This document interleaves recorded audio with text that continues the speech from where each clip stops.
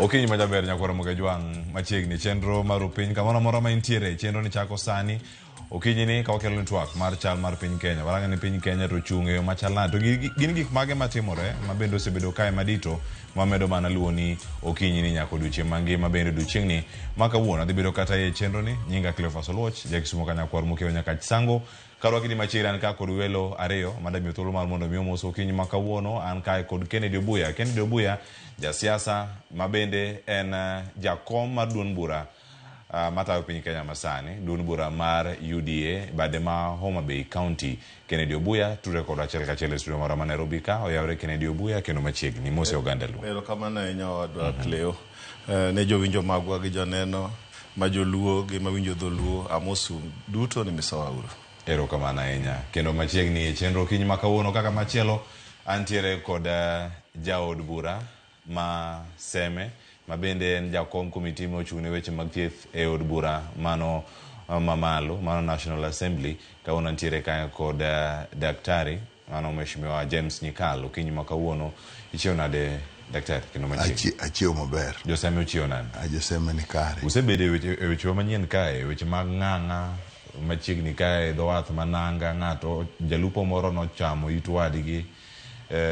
Gik mathoth timore Seme. Nitie jalupo bende moro mamiyo matiyo matek ahinya e dho wath mano mabiro medore ka aluora mari ma Seme. Seme gik mathoth timore iwegi nade? Seme ni kare. Seme gin jomotegno mang'iyo mbele. To mang'eny miwacho gi bende aparo ni jo gazet bende oherowa matin mowuok to gigolo. Iwacho ni gichamo ng'ang'a. Kinono mos ji machamo ng'ang'a ng'eny.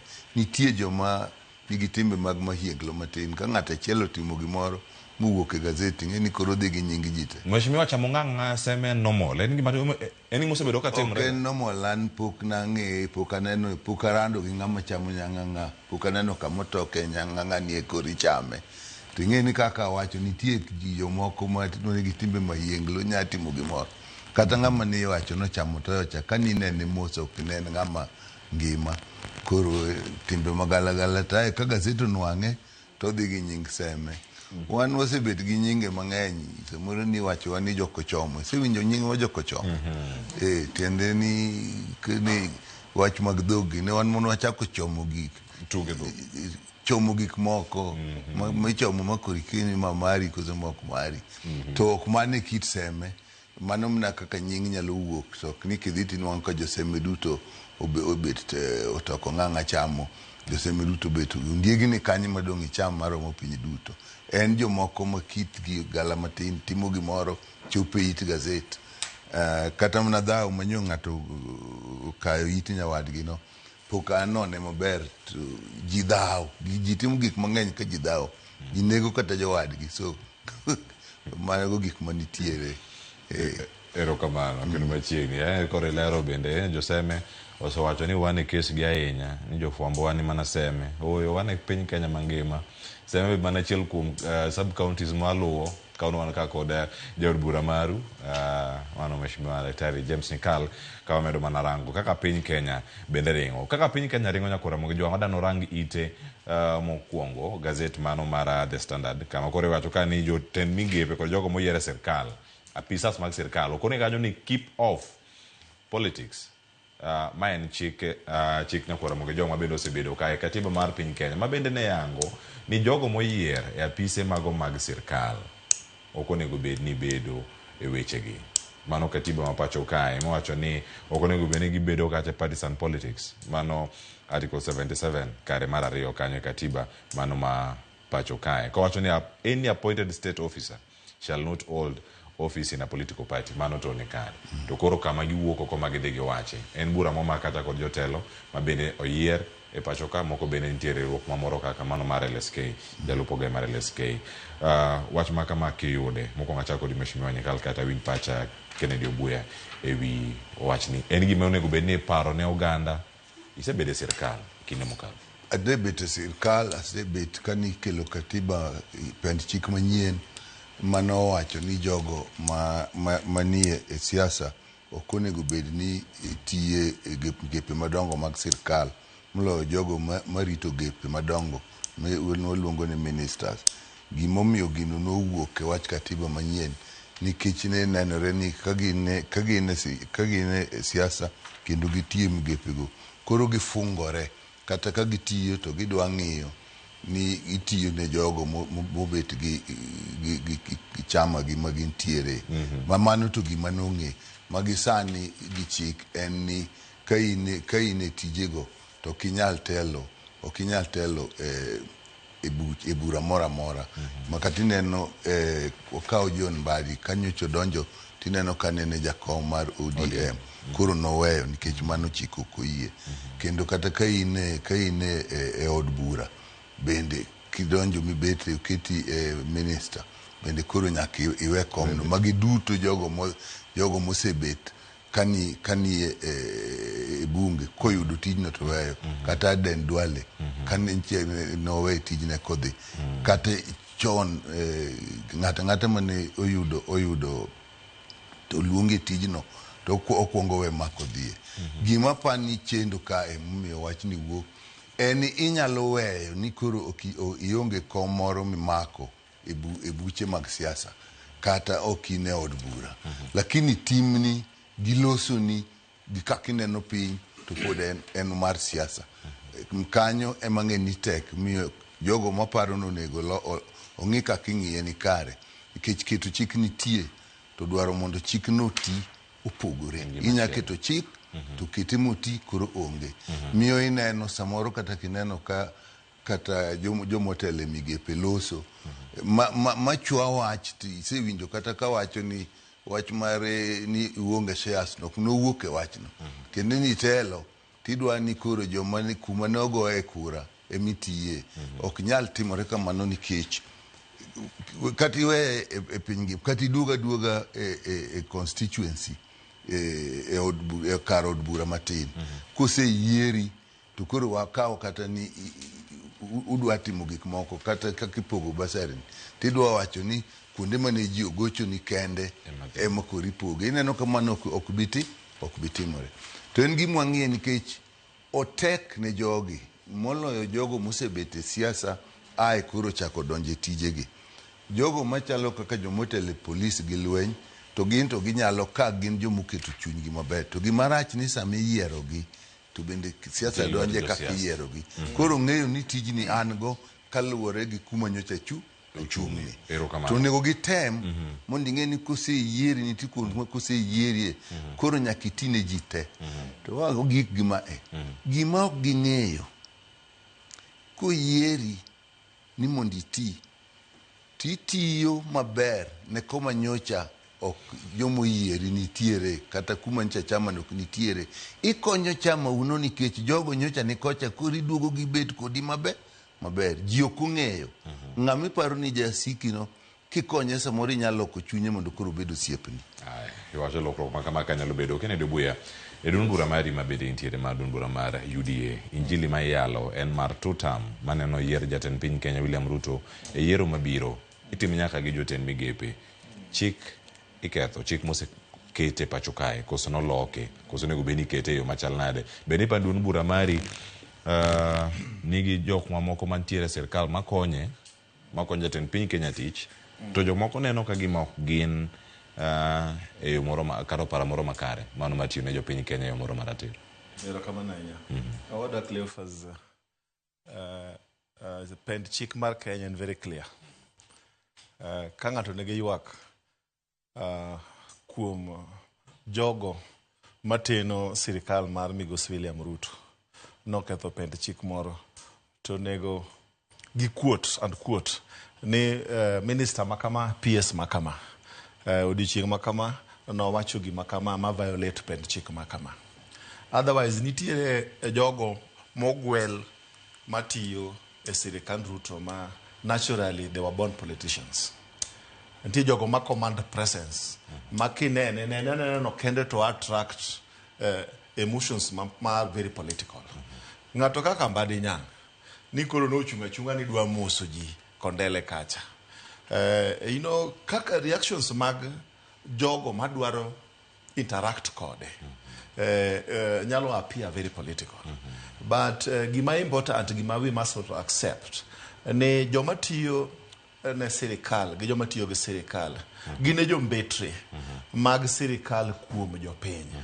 And there is nothing wrong sama ng'ama ochung' ne migawo kaka koro mar arita kwe kaka Murkomen obiro lemo Kisumu to wacho agenda mar government business ni wan gi mpangilio wasewinjo ni insecurity racha area makama wan wapango kaka sirikal ni chakre igani kadhi nyaka igani wadhi keto kwe eyo machal kama mano tije and onge kama through interaction government business iwinja ipass ne jopiny mana through interactions either through public participations or any other form of engagement ma jogo mochung' ne migepe mopogore na sirikal timo.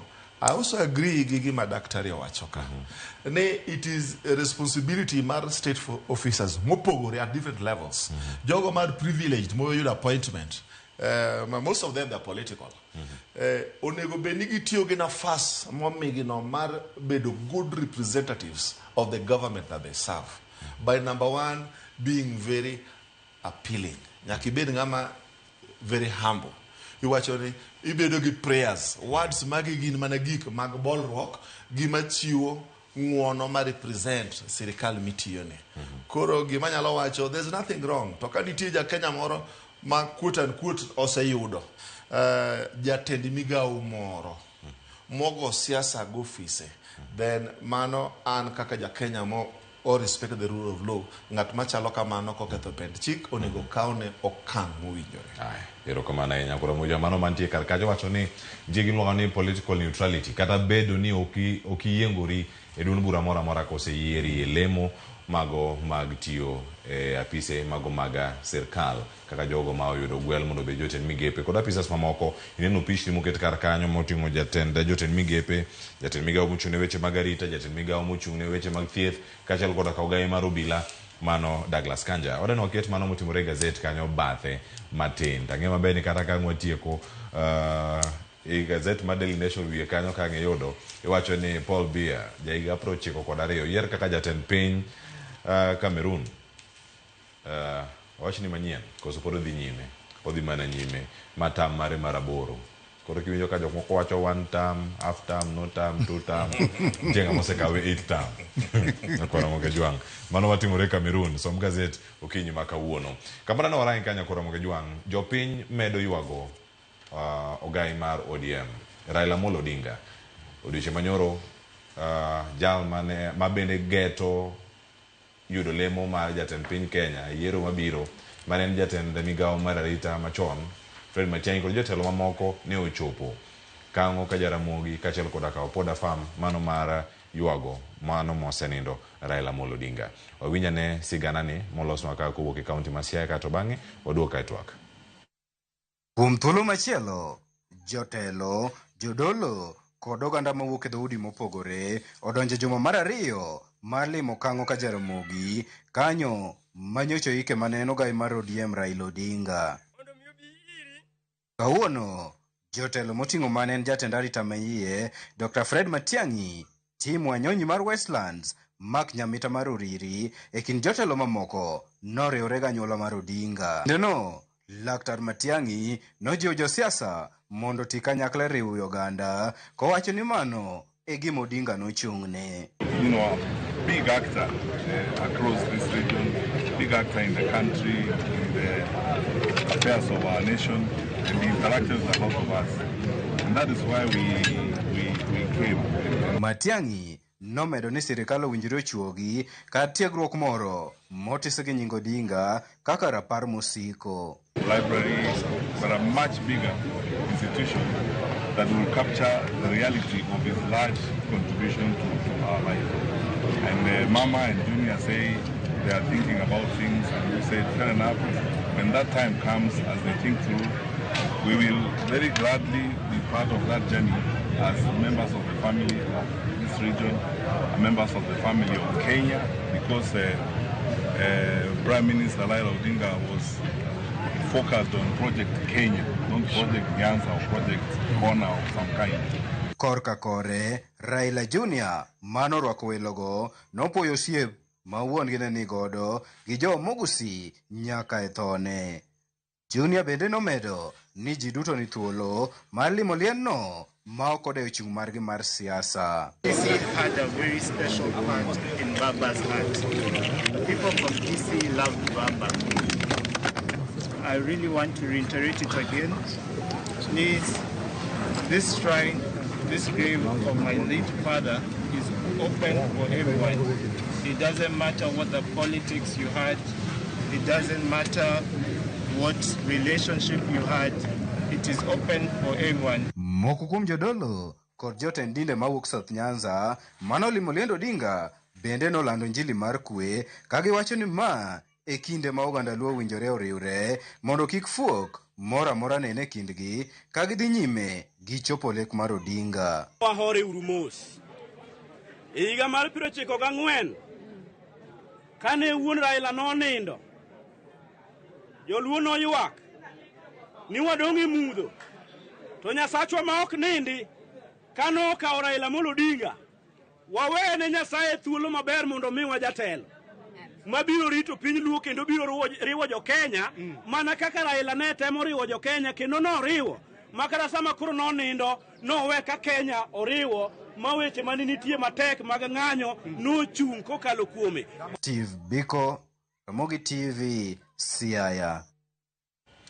Nyakoro mujang mago matimore kaunti ma Siaya alwora ma Bondo awinjo kanyo ma bende obiro achiel kachiel wach mantiere kar ka en ni jopiny medo ywago mosenindo ogaye mar ODM Prime Minister machon Raila Amolo Odinga kendo sanada miyo welo thuolo ma mondo migin bende gikonwa Raila Amolo Odinga mane ging'eyo ling'any mage legacy mare girapar magintiere godo ang'eni en mbaka mosego kinde mokalo juma mokalo cha juma moro ni nyaka kawuono pod en gino mogana moko pok okawo moketo e chunygi kata mowacho ni adieri gini nosetimre kendo oganda mathoth pok oyie ni notimore.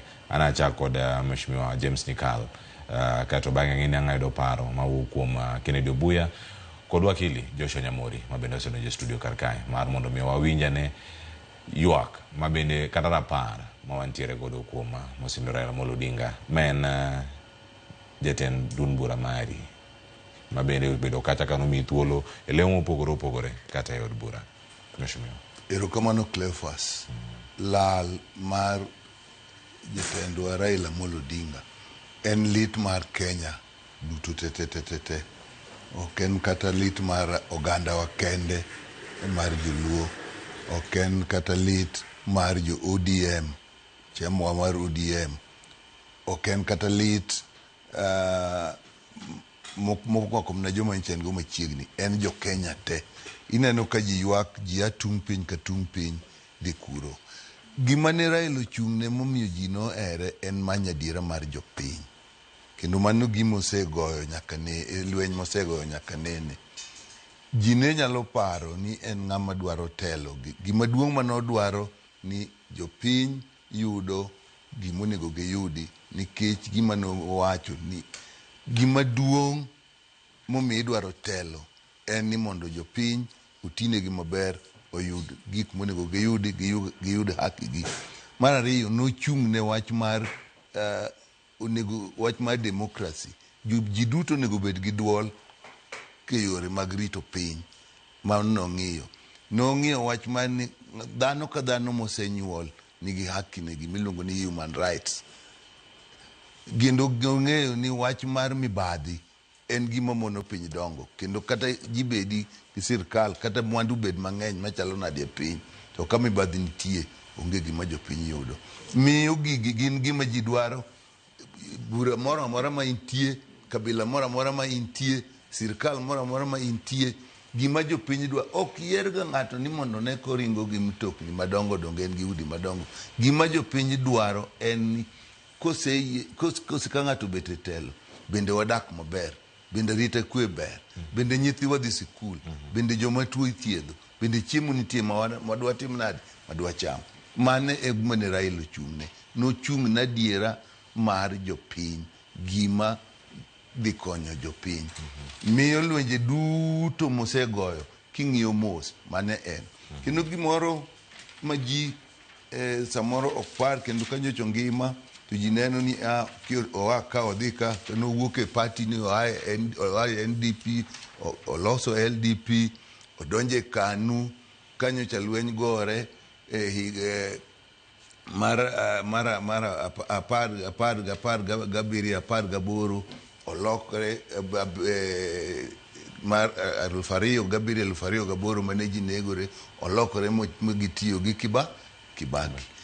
Gima timore ga an kata kapok adonje e wach mar siasa kane sirkal naseneno ka gik moko timore ka gimoro hinyo jopiny moloyo ka ji tho tineno ka ne litne kendo kodwar mar ndalo lweny kapok wadhi e riwruok gi Kibaki mane ji negore an oyudo ka an DMS natele wach mar thieth kendo nawuothe kiny ka camps mane ji obet gite kendo naneno naringo kapod aneno ka ji lawre wan gi helicopter to ji lawre Rift Valley adhi Naivasha ka ji wang' e udi mamoko pod miech wang' ji nie e mochwari adhi Nakuru adhi Elbagon adhi Burnt Forest adhi Eldoret awuothe gigi aneno kaka piny chalo kane ji eksoro chunji oseol ema noyie ni koro lokre gitiyo gi Kibaki nikech noneno ni onge tiende laro telo to ji timre nade ji tho makoro nyo margi makoro gimosrego uru ni koduogo ne owuok matin to koduogo aloka chieng' no ne nyithindo 28 tho kwa wuok mano koro yudo kanisa kwa wuok airport kwa chiko Uhuru Park ne wan kode city mochwari kane bodi go wuok naneno kolokre kama mogolo kitamba moywe pi wang'e bang'e kabudho kama tuduogo awinjo wach mochako wuok ni en koro nitiere gin gi handshake wach ni koro mondo tim ang'o orum kanyoro manyo Gen Z omonjo odonjo e od bura ma ji nyotho ma ji ochako ji nyose chako to ji nyo kendo tho malich nyithindo nyotho kendo ni neno kolokre moko ni mondo ji ji odogi mondo bed gi kwe king'iyo mos en ng'ama gima nodwaro ni jopiny obed gi kwe kendo en manowacho ga ni teko nigi jopiny kendo mane teko ne kata kane ji ok ong'eyo teko ne en ni jopiny ne nigi konene to neno ni nitie ng'ato ma ka gimoro timo to wang' nochung'nwa ka gimoro timo to wang' nochung'nwa kendo kata ka nochopo ni kata obiro we tije mondo tich manotiyo telo maneno go no mondo odong' to weye nikech ilaro gir jopiny kane wach mar katiba mokwongo ing'e ni katiba go nyadiriya chiel mogo 2005 mobare ne en minister to neno ni kuma katiba midwaro ni chiko kodwa onge ma katiba mok timang'o ok kadhi owacho ni gini ok kadhi makoro ipogruok gin koro margi ne machungwa to jokocha mandeno katiba kadhi ne nigi rabolo mogore lweny no ma katiba timre nadi orem nikech idwaro katiba manyien ayo ogole ang'o ogole e bet minister ji matin manyalo weyo tich motimo mosemiye maduong' mondo gore ne gimoro ema koro bang'e no tineno ka wach mar machungwa mane obet Orange Democratic Movement so en ng'ama nochung' na diera mar jopiny gi konyruok mar jopiny matelo ni dwaro mondo telo kony jopiny makumi chung'e onge ni in koni an mane kaka nene kaka ng'e kaka tho kang'eyo emomiyo ji ywage sani ma ok kata jo ODM kende ok kata jo oganda wa kende to pinje duto iwinjo ni pinje te bende king'iyo kata pinje luok ni Kenya ka kende gin Sudan gin Uganda kuonde duto ne to kata kuma joluo nitie kende kata pinje maoko iwinjo ka ji leme ji oketo lemo kuro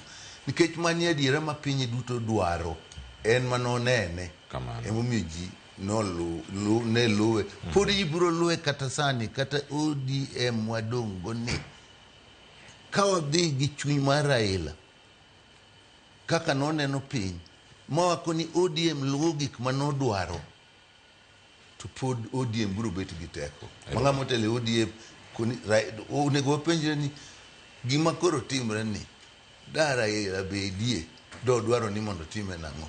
Wadwoko penjono wadhi mana maber. Erokamano ang'e nang'a duogo e wach mar ODM kapok amwaweyi mondo mi dhi mondo mi ang'i miwa paro e wiye kanyo achiel kachiel mana kama ntiere kar kae. Kennedy Obuya adani miya rapar mari bende ne Raila Odinga. Ang'e nwadhi yudo thuolo mar miyo wakili Joshua Nyamori bende mosedonjo e studio bang' ka ang'ise miwa rapar mari mar Odinga. Erokamano ahinya.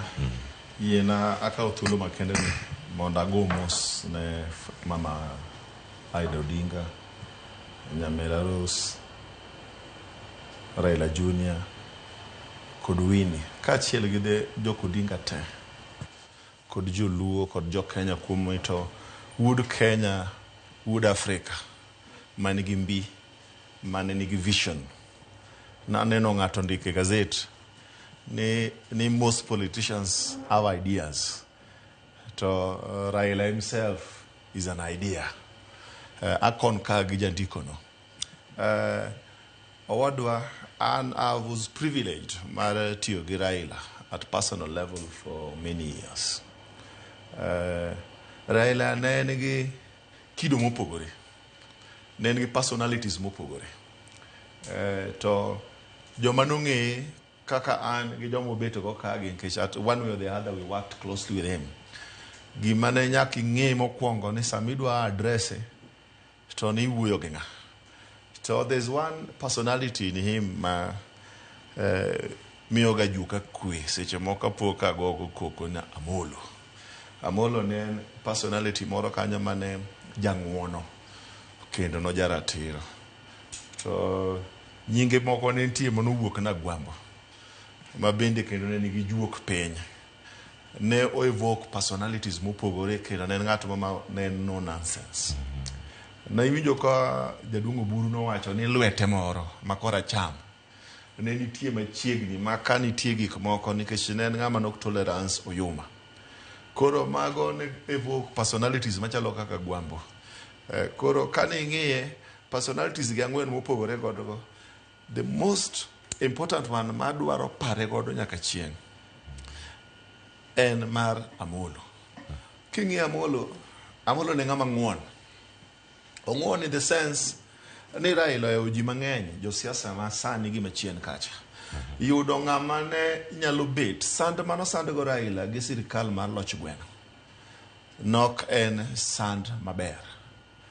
To ka Raila ne nyalo wuok higni 4 auchiel bang' wuok moyiere MP diriyo Malang'ata kowuok e jela. To higa mar 1998 odhi motimo handshake ne mokwongo kod jaduong' Moi mano osebedo ka en the biggest critic mar administration mare. Modhi maji chama mare mar NDP kod KANU magiform New KANU mobedo secretary general mar New KANU. Mano nyiso ni en ng'ama ni tolerant. En ng'ama mokwongo jang'uono. Kiduoge ng'eyo sirikand Raila kod Kibaki ma 2008. It was as a result waduto wang'eyo ni Raila noma kod sirikal mar Kibaki 2007.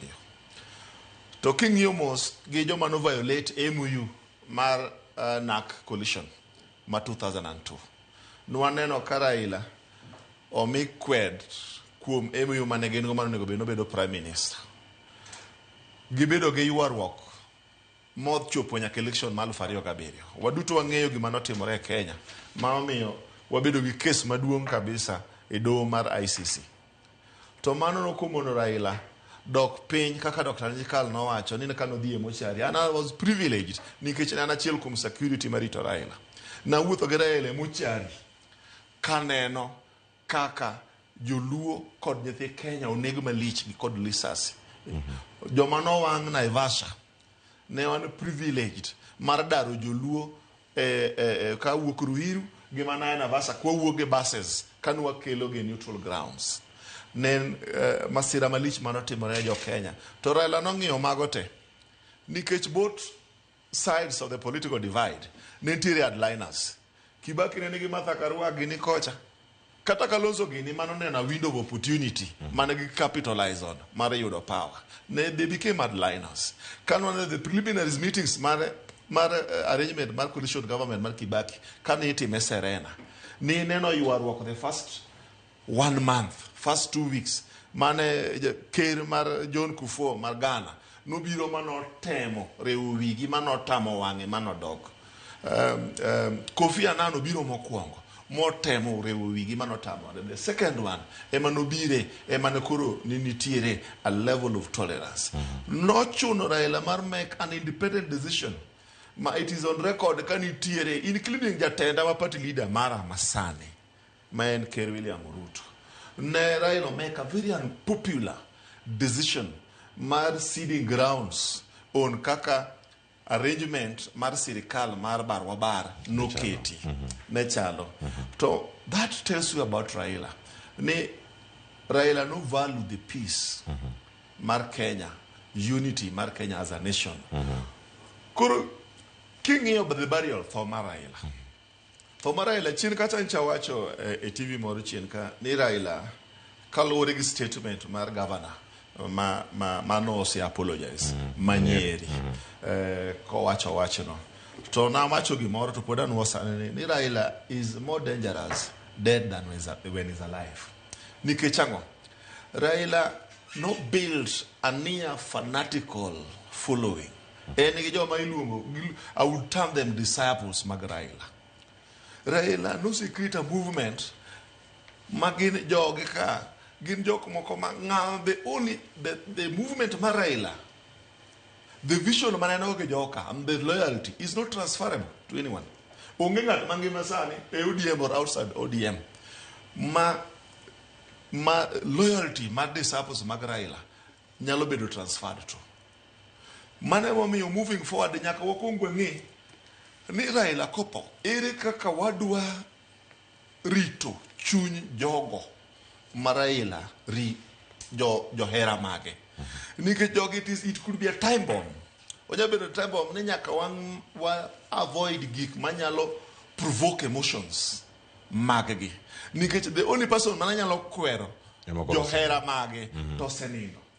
King'iyo the history mapping iyudo ni joma ne nigi mbi machalo Raila iyudo ka kuonde mane ikogi iwinja sana ne pando ne oganda kod johera.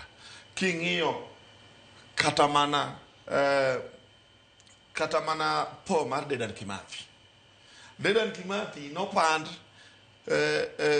kar ik mare nikech ang'o jo wabeberu ne temo avoid a situation moro ma po mar Dedan Kimathi ne nyalo with ma bind no unite jogo mane kedo ne mau maloyo kane opodo ngima. Na king'iyo kata didwa mar Mwageno mar Lejo Maria tiyudo ka po mar Mesaya Ondeto o unite jolejo maloyo kane podo ngima. Mane wiyudo ka pilgrimage ma jolejo timo every year kagidhi e liende. To mago kwang'iyo sani waneno kata liend Raila sani osechakore achaka. To Raila ni dhi unite joluo across the political divide. Kendo gino riwa sani maloyo kata kane Raila ngima. How I pray no medo riwa to riwa in the right sense. Number one, wawe bedo joluo mago korgi nikech wan gi privileges mag leadership. Why unite joluo, why unite jo Kenya for the greater good mar the community. Erokamano ahinya kendo Obuya ilere yo makare mano rapar makende. Arwake TWAK wakili Joshua Nyamori ini donjo ka oserango matimore gazette osewacho ni jotend migepe moko keep off politics ok moko gite mane kwayo mantiere kinde mamoko mantie makoro sani machopo kama jopiny medo yuago Raila Amolo Odinga. Wach minyalo keto kar ka ng'eni isewache kinde mathoth ahinya ma dakika mokwongo manyayudo kar ka kapok warango twak mano mar ODM mabiro. Cleophas, Kenya yuak. To Kenya pod bro yuak kuom dweche kendo higni mabiro mang'eny. Nikech ng'ama jo Kenya nyicho wito ok en dhano. Chon ne jothum wero to kapar ni ne wang'e gima jothumgo ne wero. Masani katemo winjo thumego. Taneno ka negi sendonwa message kagiwacho ni Raila Amolo igalagala. Raila Amolo chuny piny. No kwanda sani to chuny piny ni en ang'o. To Raila Amolo igalagala ni to en ang'o. Kanyo chineno ka Raila Amolo tho. Nyo chal mana gima juok piny owuok, juok piny otuk. To ka juok piny otuk momako piny te. Mineno ka jo Kenya ywak kamora mora, irrespective of tribe, irrespective of siasa magin go. Mineno ka nyo send a very big message. Ni Kenya ka wanyalo bedo ni ne wan gi jatelo. To ne wan gi jatelo achiel kende mane nigi gima kisungu wacho ni moral compass. Moral compass ya Kenya nyalo wacho gi dholuo ni luongo nang'o. En ng'ama ne nigi juok piny manyiso piny kama piny onego dhiye. Omiyo iyudo ni sama ne jo Kenya thagore, ma jo Kenya hinyore, ma jo Kenya tho, tiyudo ni ng'ama kuongo ywak ne en Raila Amolo Odinga. To ka ne jo Kenya oluor, ma kuma jo Kenya dhiye otamogi, to wuoyi mane wuok koting'o tongo kumba, ma jo Kenya luwo bang'e ne en Raila Amolo Odinga. Omiyo ka nyo tho, to owe jo Kenya e position ma jo Kenya kia ni gia chieng' ni wadhi kure. Ino ka jo Kenya ywak ni chieng' ni wadhi kure. Emomiyo nya nyiso osiepna monyo penya mokanda sani to wuoth madhi opoda gine kango ka Jaramogi. Eno korum, tanyise ni wuodhi ni kore kochakore nikech kacha mana kaka Dr. Nyikal to gi Obuya mosiepna Kennedy owacho, chairman Obuya. En ni kacha nyo waiko juok mar piny. Kacha nyo waiko jatelo ma ji pod bro bidhiga mondo neni, mae kama no ike Raila Amolo Odinga, to mae kama oike juok piny. Kanye kama ji pod bro dhiye makidwaro siasa tidhi yude inspiration, idhi dware juogi. Kanye kama pod wabro dhiye ni kwa dwa lemo ne piny, to walemo ne juogi mane Nyasaye omiyo Raila Amolo Odinga mondo mak piny mondo nyiswa direction. So gima dwa nyisi en ni gima Kenya luso kopar ni wase understand. But amor ni ka nyo gini otimore to ker mar Kenya nyo riwo jo Kenya seche makamagi lweny nyaga wuok ma ji gore ma ji hinyre ka ji ywago jatelo motho ma ji tho mang'eny. To ker nyo riwo jo Kenya moketo ne jo Kenya the state funeral ma okelo all the instruments mag the state including the military to nyiso ni okwaik dhana to eiko dhano mo represent kama wae to gi kama onego wadhiye. To state funeral no mokwongo nyo pass message ne joluo nikech mana kaka the now leader manyien mar ODM nyo wacho ni gima kamano pok notimore ga thurwa. But at the same time gino nyo pass message ma sirikal mar Kenya kotelnegi gi ker William Ruto nyiso oganda maluo. No oganda maluo wayuak kaka jo Kenya, but waneno kuyuak ahinya.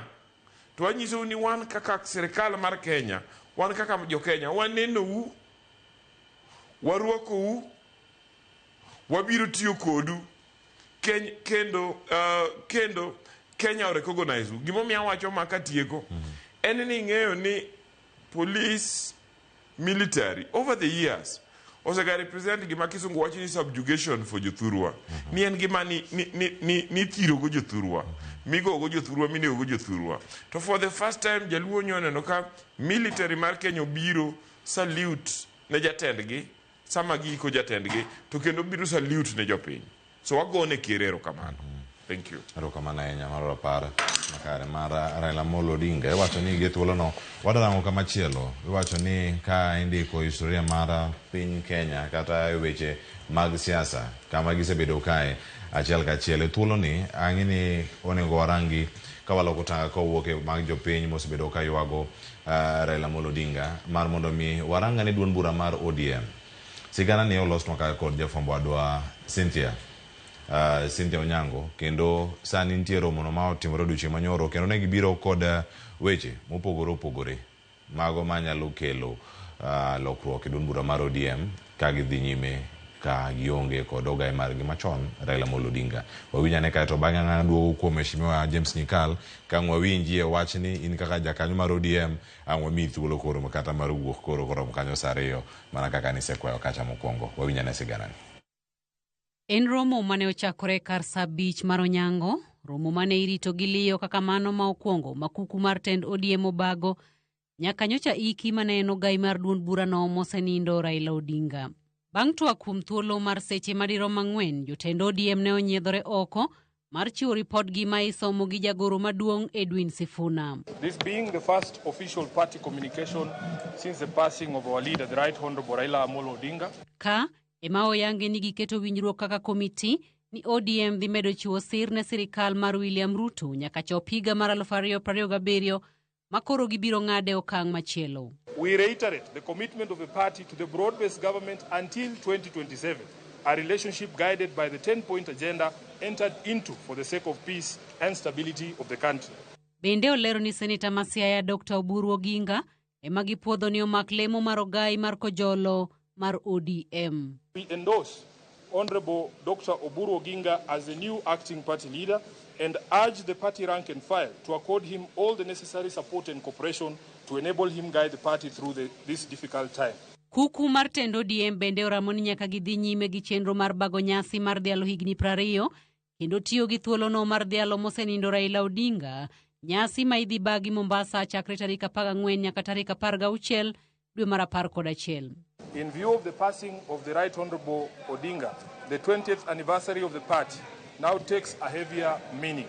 As a party, as partly a celebration of the legacy and life of the late party leader, we are indeed alive to the fact that the longevity of the party as a major political institution was borrowed directly from the consistency of the Right Honorable Raila Odinga as a liberation icon who never wavered and never surrendered. Motelo ne nyasino, ODM chano bago romo mar rapar mar Raila Amolo Odinga e moko kuom gwenge mapacho kaka Homa Bay, Migori kod Kilifi. To enable those many admirers interact with and with his sudden departure. Memorial venues or the memorials are planned for the following areas. We will start with Kilifi County, will be in Magarini on 2nd and 3rd of next month. Then we will do Homa Bay and Migori on the 5th and 6th respectively. But given the love Right Honorable Raila had for ODM, we believe he has joined the nearest branch of ODM in heaven. Ithuolono, bende ODM osingo jiwo mahino margi e campaign motelo ne yiero madundo mabiro ka gimedo jiwo achiel mar jokanyo maggi kod neno ni lwenje ok obedo e duond burano. Cynthia Onyango, Ramogi TV, Nairobi. Erokamano Cynthia Onyango. Mheshimiwa Dr. Nyikal, ODM siro sirkal. Wacho ni wan wabiro siro sirkal. Wasiro sirkal masani tiyo nyaka 2027. Manigi ne jagoro maduong' mano mar ODM Edwin Sifuna olano mano tok romo mano bagi odiochieng' manyoro. Bende gido jotelo manyien mano gai manyien mano mar ODM akoro sani en Oburu Oginga nyaka sani kama ODM ochopo gi rapar mar Raila Odinga. Ikere kama chal nade ne lai made Raila Odinga bed mamor kode kama intie sani? Ichake kama we ni ODM en party mane Raila Odinga chako.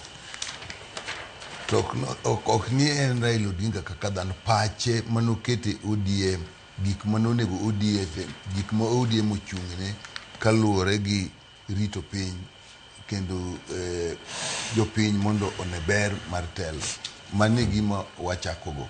Miyo gima nosetimore ni kane jatelo wewa nyaka ne party dhi piyo piyo mondo nwang' ok nyal we gimoro. ODM nyocha en bura mochanre manigi structures ka sirkal. Ok ne nyal wewe ni koro jatelo Nyasaye osekawo koro kanyo ni nono. Gimowe nono kelo ga koko. Miyo jo National Executive Committee NEC noko ni giyiero Dr. Oburu Odinga mondo omak kanyo. To ka giseyiere kamano ODM nigi structures gi offices gi positions make decision making organs. Koro the Central Management Committee bendo chako koni en makoro mako ka kanyo ang'e ni pod odong' biro bete National Delegates Conference ko gisani wang'eyo ni kanyo nitiere Oburu Odinga. So mokwongo en ni ODM bet nadi. ODM en kaka en obiro bet kaka ne Raila dware gik ma ODM ochung'ne ma mano riwowa e ODM. Daktari, nitie weche mathoth anya maluoro kar kae. ODM nigi weche mopogore. E jotelo kanyo pok osebedo ka giwacho weche moko achiel. Jotendu koro mantiere duond bura mar ODM. Usiro serikal nyaka 2027 ko usiro serikal nyaka mokalo 2027. So emomiyo achako nitie weche ariyo mopogore. ODM kaka ochung' kaka otiyo mane masewacho ni en gi jatende en gi structures ge modhigo mbele. Koro namba ariyo en ni to koro ODM nye ni a broad based government kod sirkal mano dhi mbele koso ok dhi mbele. Ta achako ni maler ni ng'ama notelonwa kwate otimo gimoro to nyaka wapenje ni da jatelo bedie do dwaro ni gini mondo tim nang'o.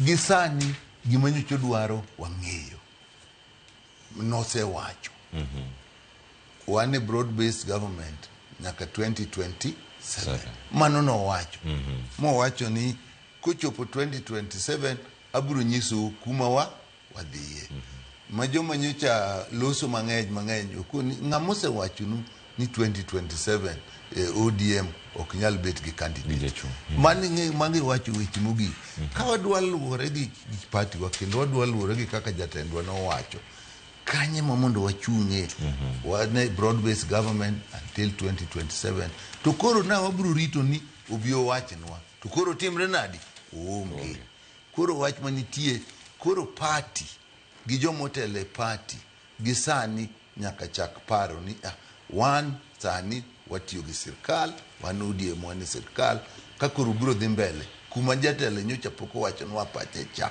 to wabiro timo nang'o bende konego rit no chop 2027 en gima jotend party jopati giwegi onego chak paro nikech jatelo koro timre nadi onge to nokonwa ni sani beduru ka koro wabiro dhi kanye kaluwore gi kaka parone en ng'ama nohero ni telo kidwaro tidwaro mondo jopiny oyud konyruok an chunya kaka nene koro asenyisi ni wachopo 2027 kaka ne jopiny dwaro kachakore kanyo jotelo ma wantiego koro nyaka wachak ng'iyo kaka party nwabiro wuotho nang'o to an pacha ma to koro pacha mar ariyo to koro pacha obete kaka watiyo sani kind 2027 biro miyo samwa keto paro to waketi ni ODM nochung' nang'o ODM nochung' nadier ODM nochung' ni jopiny nyaka yud haki gi gik moko nyaka timre maber ma actually ne wadonje iluongo ni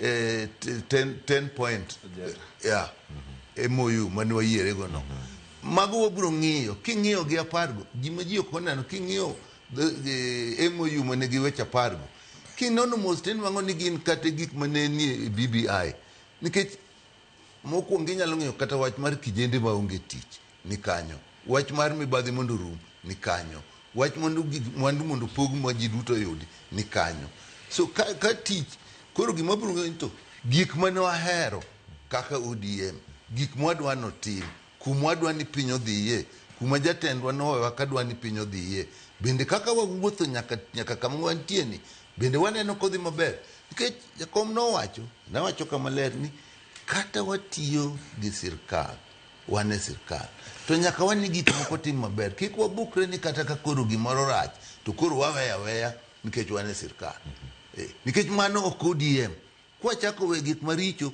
nikech wane sirkal mano kod ng'eni ok wan ODM koro ananene ni kaka nowacho nwa wantie koro samonge ni wachak paro to sandi to wati gi sirkal to wang'ini to watiyo bendo luwore gi kaka ne ODM gi kaka nowacho nwa mane ma wang' nomiwa paro ni wadhi wuotho nang'o.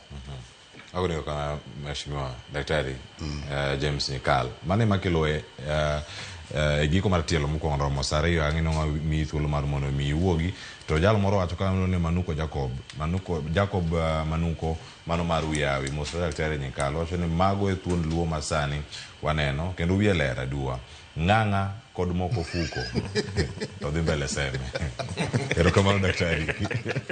Wakaw yo basani nyokoro mag jogo duogo bang' seme machuok.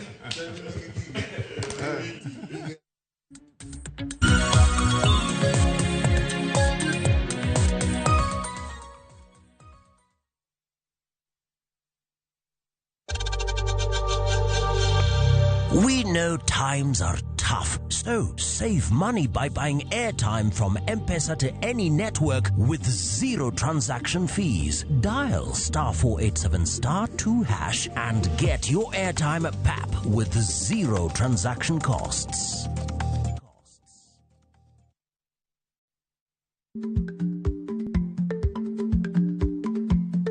Jarik ni jamwod nyoyo gi goyo.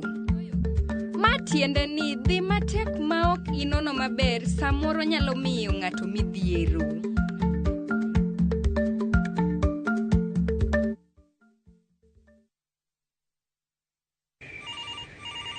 Baite bwana, baite murume. We wacha bwana. Unanipigia simu saa hii? Si utafanya ni nyongo bwana. Unataka mira yangu ikatike? Ai bwana murume ufai kunipeleka na hiyo ongea. Murume unanipeleka na ongea ya gari ni kama imeibiwa bwana. Dial *811*415# to get Vite as your skiza tune.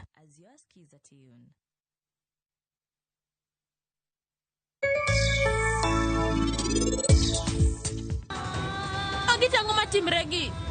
Jario maero ni mana machiegni koda. To ginena to bendo kinyal resa. Nyasacha. Timane gimoro.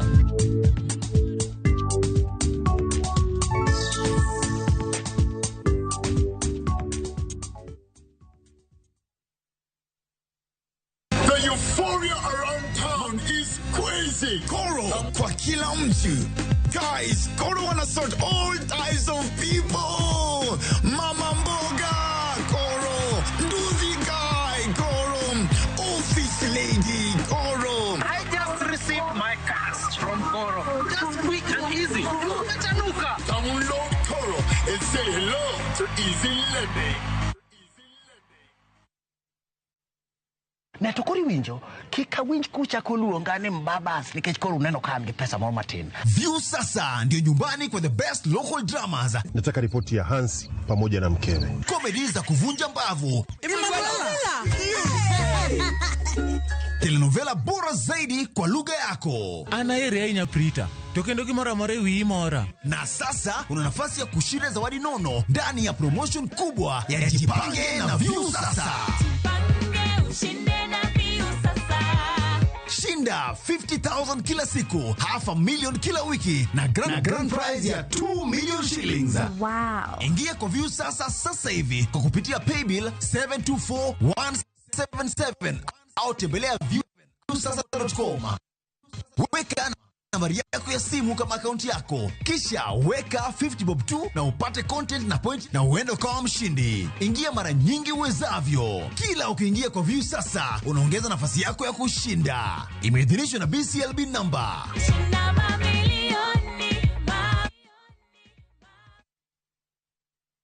This festive season, begin a story. Qatar invites you to experience a different kind of magic, where every moment feels new, every sunset feels personal, and every traveler is welcomed with warmth. Discover Doha with our festive Qatar getaway from the 23rd to the 28th of December from just $1,385 per person sharing. Explore the dunes and the inland sea on a thrilling desert drive with a barbecue dinner under the stars and wander through the charm of TWAK, where tradition meets the modern pulse of Doha. View travel, moments that matter, memories that last.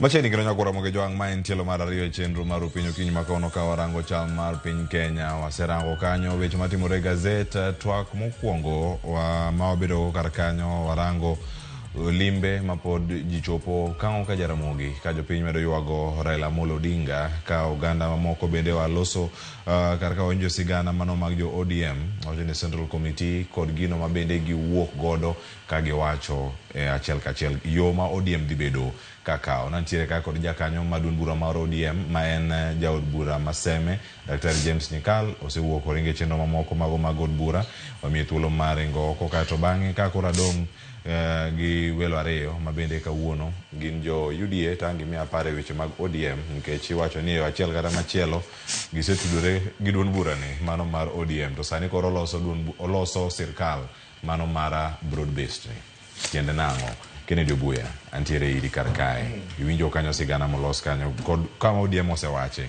ODM wacho ni wan wasiro sirkal kendo wantiere iye ka kendo ok gidhi wuok nyaka 2027 jomoko negi paro mopogore e duond bura achiel ni bende isewinjogi kata kinde mokalo statement ma ODM ogolo ka osom kanyo kod jagoro mongirore Edwin Sifuna ikawe yo machanade kaka ja UDA bende gi ng'ama rango ODM machiegni ahinya ma koro wadwa e broad based. Yes, awadwa king'iyo twak mara kata ka before broad based wan kaka jogo matiyo gi sirikal gi jogo matiyo ne sirikal ma William Ruto gi jo chama ma ruling party ma joluo wasebedo ka wawuoyo kwa sero oganda mag luo ni mondo donji e sirikal nikech no joluo no gongero ni rao ing'ondo ne ng'ama ni e dho wath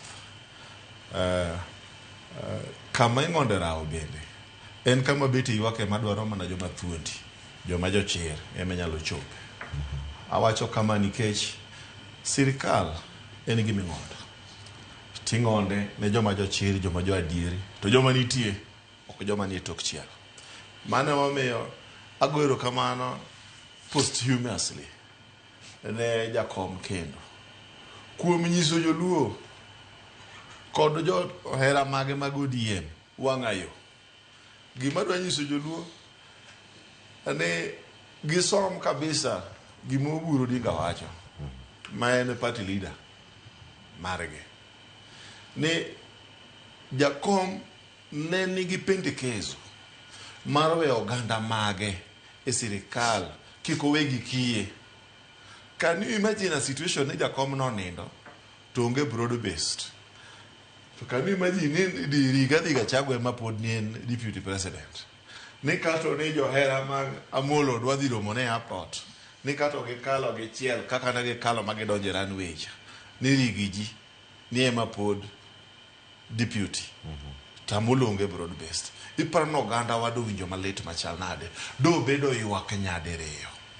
Mane momiyo joluo bende nogo ngero ni ng'ama oywagi ema iywago.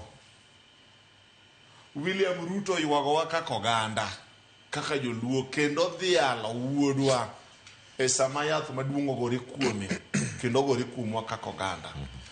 On that strength akwayo oganda wa ma jo ODM ni William Ruto ni sani ne moloro kod minwa dhot kaka wuonwa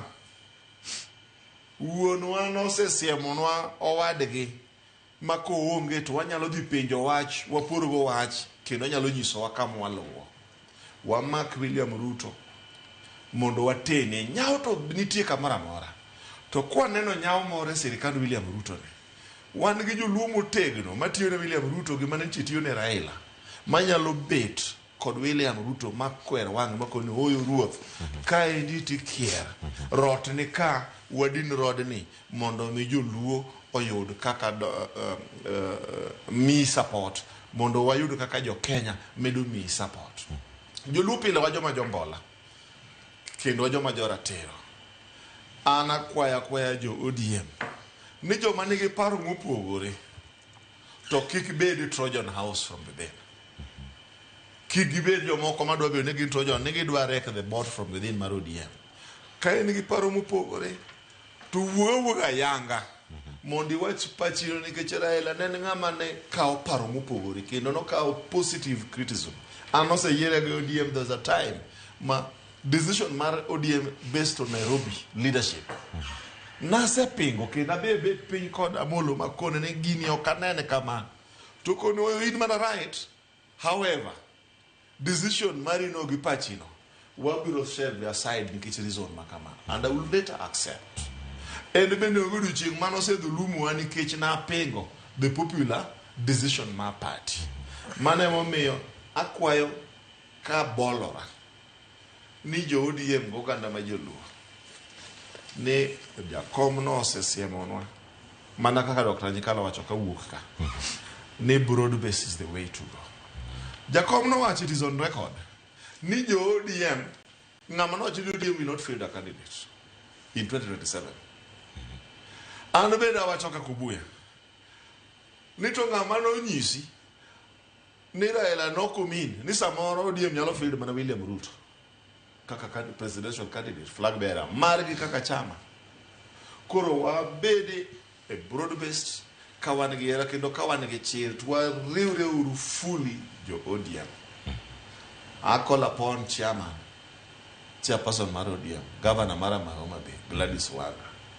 Sani koro nyake go abanda taro mondi ten Oburu kaka party leader in pod ten inyalo ringo migo koni gi koni. Riu jo luo, riu jo ODM.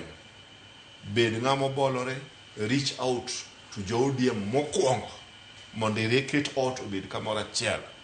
Then reach out to jo luo maok jo ODM mondo miri oganda nikech position mumino polo mi godo piny bendo mi ti kode maber mondo chieng moro iwe legacy kaka Raila Amolo oweyo.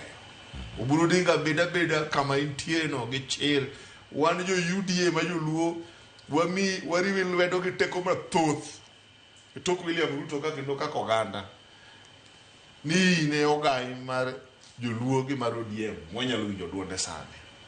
Erokamano ahinya. Agero ni mano ote ma Governor Mama Gladys Nyasona Wanga owinjo. Onenore mo gi TV okinyi ma kawuono nyaka party leader koro mar ODM Oburu Oginga giwinjo ote mano mar Jacob mar UDA mano Kennedy Obuya. Wakili Joshua Nyamori kama ODM obedo kae kao chomo bank statement manyoro depo ni thuolo magi kao mar kelo paro mopogore opogore kamoro achiel nikech nitie statement ma ogol kod Simbarati Ken Kisii, nitie machielo mano ogol Kisumu gi Governor Gladys Wanga, nitie nok gin kumoro achiel giduto kama gintiere kar ka dhok ma giwacho kata kama gichung'e. Seni nyalo bedo kiwacho ni ero depone oseyudio kata direction ma ODM nyalo kao. Machane romo gi mokwongo mar kuku mar tend ODM tok nindo mar Raila Amolo Odinga. Cleophas mokwongo adwa ni mondo kone Daktari Oburu Odinga mos makende mamara kuom wito siepne to kod owadgi magi sedago kuom higni 80 ma Raila Amolo Odinga. And mar ariyo adwa ni mondo akone puoch gi pak ni kanyo jo oganda mar ODM nyobet piny to nyoneno ni en emanyalo kao kom mar party leader mondo odhi kod gi mbele kaka jatelo mar party bang' tho mar Raila Amolo Odinga. Gima nyaka mang'eny ji ok ong'eyo en ni ing'eni all of us mana kaka Jakom Obuya wacho was serve around Jaduong' Raila Amolo Odinga. To gima ne wang'eyo ni Jaduong' Raila Amolo Odinga ne nya winjo ji mang'eny to kang' pok odhi nindo ng'ama ang' owinj mogik to ma pache ok obi kalo en Dr. Oburu. So nitie joma asewinjo ka penjo ni to Dr. Oburu no ere gimomiyo en mokao over the party leadership mar ODM. Adwa nyisogi ni onge ng'ama ong'eyo gi kama ne Amolo oaye gi lweny ni mochope malo Dr. Oburu. At the same time onge ng'ama ne advisor mar Raila Amolo Odinga mane lo Dr. Oburu in all the ways nyaka ochopo kama ochopo ni. Dr. Oburu ne chalo ing'eni kaka winyo fuyo to obro dhi mabor kaluwore gi yamo makale e buombe Dr. Buru ne chalo yamo mane kale bumb Raila kapushe mondo dhi malo emomiyo Raila nochopo kama Raila ochopo. So I believe ni Dr. Buru nigi history to kendo nigi vision kama no paro ni wuon gi Jaramogi Odinga to kata wadgi ma Raila Amolo Odinga nyo paro ni joluo nego dhiye kuma wagi kama wadhiye. So that's one. Two, en ni to koro wadhi kanye kaka oganda maluo yeni ano kane ODM but an oganda maluo so kanyo wariwore wate but at the same time oganda maluo ema o form gibiluongo ni balkwak en foundation mar ODM ni ODM ni kane bedo launch to ane mana mobilize rally mano bede launch Kisumu in 2006 so wange history mare en ni chama ni chama wa Chiford Kenya ni neno kane owe mano kengore matindo dong chama mar village moro mar Bungoma to chama mar ODM ni Raila nyose gere mobedo maduong to it is important mondo jo manie ODM mondo o ensure ni chama no okokete lwet joma nyalo miyo kethre kata otere direction mok bi konye. Israel ne nigi jatend army mandalo moko bedo minister mar defense maniluongo ni Moshe Dayan. Kane gichopo Golan Heights kama ne gigore kagilaro gi jo Palestine the Arab world to no chung to watch any we have reached the holiest of our holy places never to depart again ni wachopo kama holy chelu ngona ugidu kama ler moloyo kune maler te duto marwa ok ne wawuog kendo. Okay, so jaluo in 1963 emano go dala mar Kenya emomiyo king'iyo coat of arms tiyudo mana koting'o tong to ting'o kumba to ting'o gweno mane jaluo nego ga godala to jotelo mano telo ne en Tom Mboya to kod Jaramogi Odinga jomodongi ne luwogi aluwa kata Jaduong' Kenyatta ne giomo mane jela magikete kom. What am I saying? Ni bang 1963 no to Jaramogi no chun mowuok e serikal 1966 and bang'e no to Tom Mboya no negi in 1969 69 and within 2 months later President Kenyatta obiro Kisumu on 25th of October 1969 just anniversary was just the other day to joluo chiegni 400 gazette ndiko na par but kiloso gi jo Kisumu to wajen joluo chiegni mang'eny no negi nyaka ero ma presidential motorcade kalo tinega ji bang'e no Jaramogi nokete house arrest to bang'e no golwa e serikal makone nying mar oto kiyudo tich ok yudo opportunity e serikal development ne wa miss man bang'e no Raila nobedo detained for 9 years to wasebedo kwa struggle ma wakelo Mount Party ma wakelo under Raila Amolo Odinga ni wakelo the 2010 constitution ma devolution obiro ma to donje serikal wasebede matin to wuok tineno gendi mosebede serikal gi osebedo ka develop throughout omiyo joluo nyo Jaduong' Raila Amolo Odinga ingeni jaduong' ka ndalo ne chiegni samoro kunyisu ni ndalo ne chiegni to ng'iyo gik motimo ino ka Raila Amolo Odinga ka ndalo ne koro nyo chiegni nyo ka oganda maluo moduok e serikal monyiso gini ka madwa nubede wabet ka nyaka 2027 wabro ng'iyo kaka wanyalo what we will do thereafter but even kata nowacho 2027 kanoiko mama manohero kendo manogeno maniluongo ni Phoebe Asiyo to nopenjo gini ng'ama onyiso ni ok wabibedo kanyo ok wabibedo ka in 2028 wabro prove nu ni pod wabro bet kendo wabro loyo ubi wach mana maru manyiso ni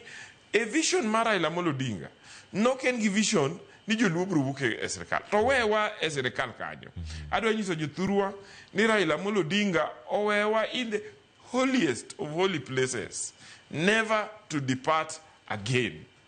Oganda moko nyalo wewa mana kata kaka Kalenjin wuok e serikal to nyalo wuok to jaluo wuok e serikal jaluo bro dong gi William Ruto ka nyaka 2032. Hopefully by 2032 wabro bede gi wuoyi moro kata nyako moro motegno moromo manyalo donjo makao telo mondo lead Kenya to the next, because vision wa eni wakonyre, but at the same time wang'iane ka chieng' moro wanyalo yudo jaluo mane chieng' moro take over the presidency. Erokamano ahinya wakili Joshua Nyamori. Ken Obuya, ting' mane ma ogaye manyien mar ODM Oburu Oginga ntiere godo ahinya mar tayo ODM e kinde mabiro ahinya sama koro sani nitie duol mopogore opogore mane wuok kata Raila Amolo Odinga pok onindo mane osechako iwacho ni ne gichalo wings mopogore opogore mag ODM. Nitie moro mar Edwin Sifuna jagoro maduong' mar ODM, moko bende nitiere bathe koni mane nigi Babu Owino Edwin Sifuna kod jod bura moko bende matindo wacho kata marowere mantiere duon bura, to moko bende nitiere kakocha mane otenore kod gigo mane duon bura mar ODM wacho ni ginto gintiere sirkal. Ting' mane ma nitiere godo ahinya mar riwo duon bura ni sani kosudo. Erokamano ahinya wadwa Cleo, gima ada wacho authoritatively. Number achiel, it is on record ko Oburu Odinga ne wacho ni oduone Raila kuom nyuol, to Raila noweyo bedo maduong'ni kuom siasa kod leadership. Manyiso ni Oburu Odinga osebedo ka en japuonjre mar Raila Odinga's School of Politics higni mang'eny. Oburu Odinga oneno siasa mar wuon mare gi leadership mar independence mar Kenyatta, oneno mar baba ne kod Moi, to oneno mar Raila kod Moi, Kibaki, Uhuru kod koro sani Ruto. Oburu Odinga sani en ng'ama koro osebudhe piny nyaminga, and being ng'ama no mana kaka wakili Nyamori no wacho ni Oburu no ne ochalo ng'ama ne en part and parcel of who Raila was. To be wacho ni birds of the same feather flocks together. Jogi ong'ade yien achiel, en mani thuonde ariyo ok nyal bedo thuond pacho at the same time. Achiel ema nyaka bedo thuond pacho, to jogi te gin koth thuond mowuok e lemo kodhi achiel. Mano momiyo ada wacho ni Oburu one age ne favor nikech age ne cha ok en age moro ma is jumpy, and I strongly believe that Oburu has been around ODM and Raila ka issues ma emerge machalo ma divergent opinions. They have been there. Paro mopogore gi ne iwacho chien kama Sifuna wacho mare koni, to osiepa mahero Babu Owino wacho mare koni, to Oburu bende wacho koni, Junet be wacho koni. But Raila ne guide gi to noko gag the freedom of speech kuom oganda mage. I believe in from that knowledge Oburu Odinga biro steer the ship mar ODM. Gima nyalo miye one and a benefit of doubt. Gima bende wacho ne jowinjo marwa. Nyamori wacho gimoro ni Kenya nogo kod ligala mare kod mbi mar luo. King'iyo kata mana signatures mag leader mag national emblems magwa nitiere kod ranyisi mar kitwa kod timbewa kaka oganda. To king'iyo mano, gino en very spiritual, and adwa nyisi ni politics is very spiritual, leadership is equally very spiritual. King'iyo leadership mar joluo, luo thuon marito oganda mar luo juogi ema yiero. To king'iyo kaka juogni no opie kuom Raila, it took him time. Raila ne ntiere chien moro kama joluo ne winjo bang' tho wuonegi, joluo ne bet ne dwa winjo rengo. King'iyo osiepna ni ong'eyo Wood Kisumo ni, ne ntie ng'ato Kisumo ka niluongo no ile, ka osiepa madui nyang' ne gin yudhe oile. Jogi noketo matek mar Raila ne ng'ado mamoroni kadhi bondo. You understand? Ne gocho motimo kachien Kisumo. It took time mondo mi Raila bed accepted, mondo juok luocha obed kuome makoro inyalo luwe fanatically mok penji is why they became low. Mano mi adwa nyiso johera mag luo kod mag Raila Odinga ni sani as we speak Oburu Odinga hold gicha nikech wakilo ng'eyo ni leadership onge gimiluongo ni lacuna, onge vacuum. Space ok nyal bedo, somebody must hold in brief. must steer oganda mondo confusion kik bedi. As we speak, Oburu Odinga ni godo en kod consent across the political divide. Kata mana ODM ka, as much as nitie joma nigi divergent views, but they have a soft spot on Oburu. Mane momiyo adawacho ni sama juok luo pod tenge nam, obiro yiero jeluo mabiro kawo kar Raila, but not now. At the right time, juok luo biro por kuom wuod luo moro. Sani juok luo ni mane kind nam kod got Ramogi. Iwinja, orito, but period ni. Wabedu joma are tolerant kaka oganda. Oburu gi nyaone gi berne. Watene. Iwinja, mondo mi steer the leadership mar ODM. Nikech anaja UDA. But I'm a founder member one William Ruto mar ODM. You understand? We are still stakeholders kaka oganda. Mano chama mar joluo ma wan godo gigeno. Kendo wan gi nyadhi moro at the back of our hearts. Ni gini to girwa kaka oganda. So leadership ma ODM oseyudo sani men mar Oburu Odinga.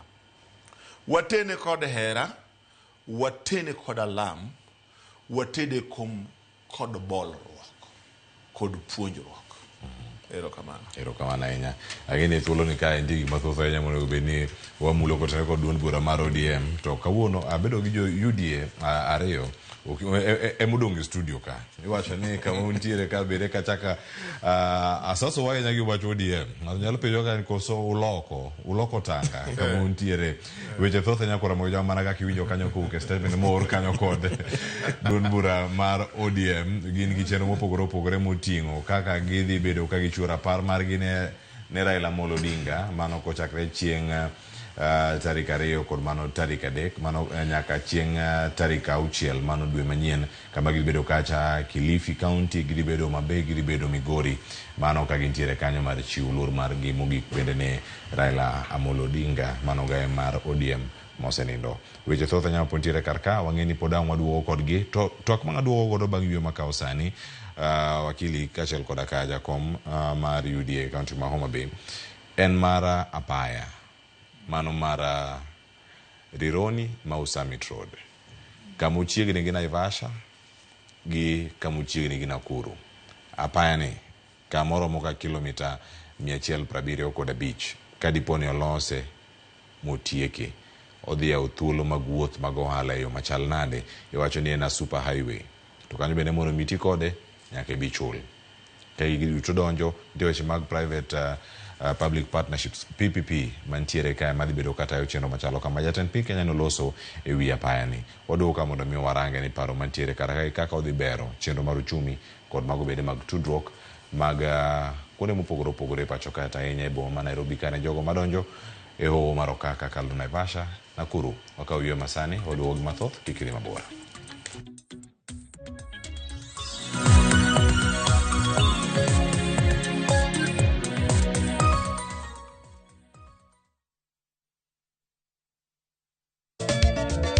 Machiegni nyakoro manga jwang'e chenro mar ngoma owake.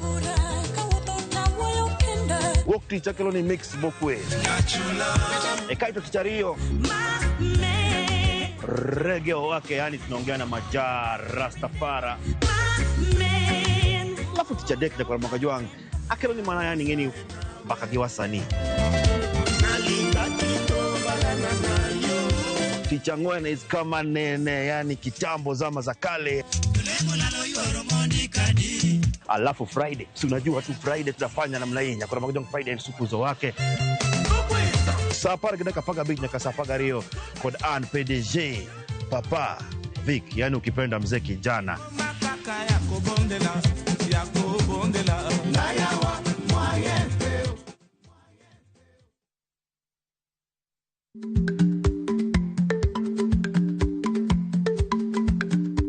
Ich nonego okal tako. Matiende ni bedo gi miluma mar yako mang'eny nyalo kelo rach.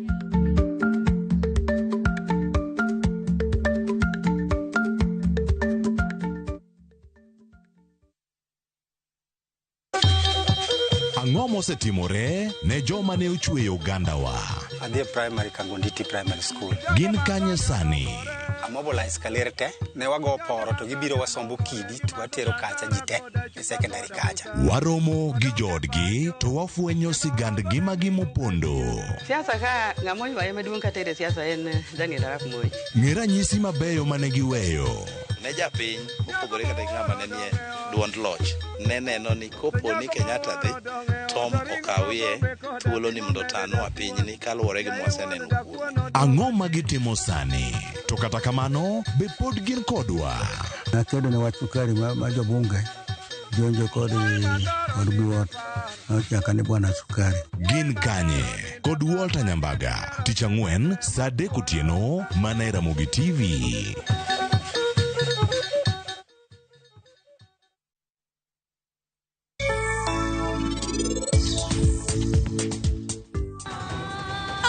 Timregi Jario maero ni mana machiegni koda to ginena to bendo kinyal resa Nyasacha timane gimoro. Hera maduong' manie kindu ji ariyo kawuono biro miyo pari obed mana jaoda. Ang'o momiyo an kabiro machiegni gi gari nta winjo ka nitie tudruok moro? Ang'o momiyo an awinjo kamano?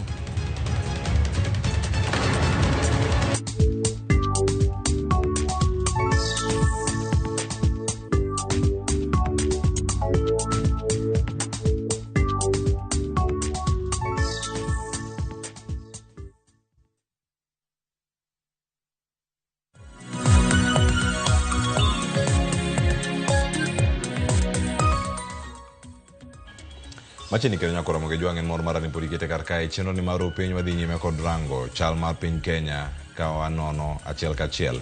Waloko tanga wawuok e siasa mano mar ODM wadan warangane chenro gi mag apaya. Nyakoro moge juang'e sigana ni ang'eni ka ang' wayudo thuolo mar winjo giono mane jatend piny Kenya wacho e chenro ni mar bero apaya ni mano mar Ironi Mau Summit Highway iwacho ni en apaya mano mar A08 bor mare romo kilomita 170 kod abich ka bende odhi bedo kae obedo kae en thuolo mano mar nywando jo sirkal gi jogo bende mantiere kembe mag ji giwegi mar mondo mi ne adieri ogere kendo chopo yo moro makare kae odhi bedo kacha ka otudo kone mopogore opogore kendo en geno ni odhi bedo kudwoko piny masichego mag apaya maponono timore e Black Sports mago ma Kinungi kachiel koda Kamacha Masalga kama entiere karka igeno ni omenda madhi bedo ka gini muonyo en omenda maromo bilion 160 mano dola bilion 1.2 kama entiere karka e project ni ka sani chopo sani ero wadhi ka watieko higa mar 2020 kod abich en geno ni en gimoro madhi bedo ka chakre nitie gino ma jatend piny Kenya wacho mano kane ntiere alwora mano ma Naivasha odiochieng'no manyoro yani ka wanyalo yude ka wanyalo yudo thuolo mano mar winjo kata mar neno gigo mane jatend piny Kenya William Ruto olando e chenro mar yawo apaya mano ma Nairobi Nakuru Mau Summit mondo mi ochopa e tong'no nyaka mano ma Malaba mano kano loso Nakuru mano kano timo limbe kata e chak limbe mare mano mar ndalo adek Ruto dok ne yo ma sirkal bende oketo godo ne loso apaya no ka okalo ikete lwet mano mar jaket mwandu mar mondo mi okonye neno ni gedo mare ok bi bedo gi pek moro amora. Owacho ni bende apaya no biro yawo thuolo mano mar ohala e gwenge mag Imbo mar piny Kenya bende omedo siro chenro mago mag pidho yien e pacho kae. Wanyawinjo ne William Ruto kaka ne ntiere sigana ni en natsap koso adhi yudo nuts kende koso adhi yudo machal nade aya koro kanyo winya ne duonda William Ruto kana loso nyoro. Barabara ya dueling tunaanzisha mwezi ujao, na tunaanzisha mwezi ujao kwa sababu tumeweka mpango maalum ambayo inaleta private sector katika ujenzi wa barabara. Kwa hivyo we have to think outside the box. If we have to build enough roads in the Republic of Kenya, we are putting together a consortium, including National Youth Service, to work with Kenya Forest Service so that we can re-establish 300 nurseries around Kenya and 17 mega nurseries so that we can generate 1 billion trees every year or 1 billion seedlings every year for plantations around Kenya. Pale nyuma tulikuwa na matatizo, wananchi wanataka kupanda lakini hakuna miche ama hakuna seedlings ya kutosha. Apeni kachalo koda kapith magiende wakili Joshua Nyamori lek majatend piny Kenya ntiere godo William Ruto gedo maga apeni ahinya ndarani ma wacho ni kodhi chopo nyaka Malaba yaw chenro ni mar ohala en paro moro mawacho ni kapok otieko telo mare ka jatend piny Kenya ni gimoro mokete e yo makare jo ohala ahinya jogo mantie kod nyamburko matiyo kod apaya no osechako kelo ywak margi. Awinjo ka nitie joma pingo wach mar gero ndara ni. To ng'enyne joma neno ka pingo gero ndara ni noko pingo kane wagero Thika Road. Okay? To bang' Thika Road to nitie ndeche mawuok e Thika Road ka donje gwenge ma Mount Kenya noko pingo. To sani to ka gini dwa biro yo thurwa koni to ni ok nyalre. Pesa di wuok kanye ang'o midhi charge jopiny. Sama giwacho ni ang'o midhi charge jopiny to gipenji gimomiyo ichajo jopiny e ndara mar expressway ma Mlolongo nyaka tie Westlands ka. Okay? Chon kani idwa dhi airport to nyaka plan for 2 hours. Koki plan for 2 hours to ndege nyalo weyi nyachopo tino ka ndeke ifuyo dhi. To sani chakre ta CBD ka nyaka airport you plan for about 15 minutes to chop. Okay? What am I saying? Ndara okonego wang'e ni ena infrastructure. Kineno kama ndara ochiko mogere ndara to mano en kama sirikal gi society wacho ni kam jomodak kanyo wadwaro ni mondo udhi e sikul, wadwaro ni mondo chope chiro, wadwaro ni mondo mon madhi nyuol madhi konyore kata joma tuo nyalo chopo e hospital. But at the same time king'iyo chon wuok Kisumu kani biro Nairobi ni nyatiyo kata seche 4 to tinde kidwa plan biro under normal day nyaka plan for 7-8 hours. To ndalo ma jowa dhi dala kata ndalo ma jowa duogo koa dala especially December tido ka jomoko tiko 2 days mondo chop dala. Sama tiko 2 days mondo chop dala no joma dhi mokaw Thika Road to chopo dala gi within 2 hours nikech ndara oyawre.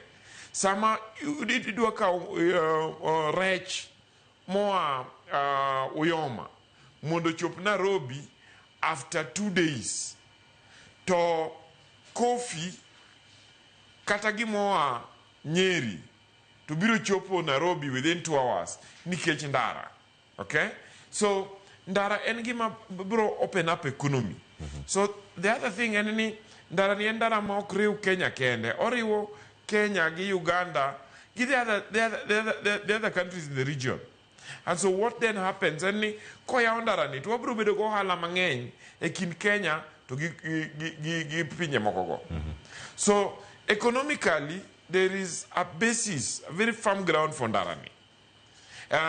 Ndarani en aluonge ni en ndara majasis en maratiro.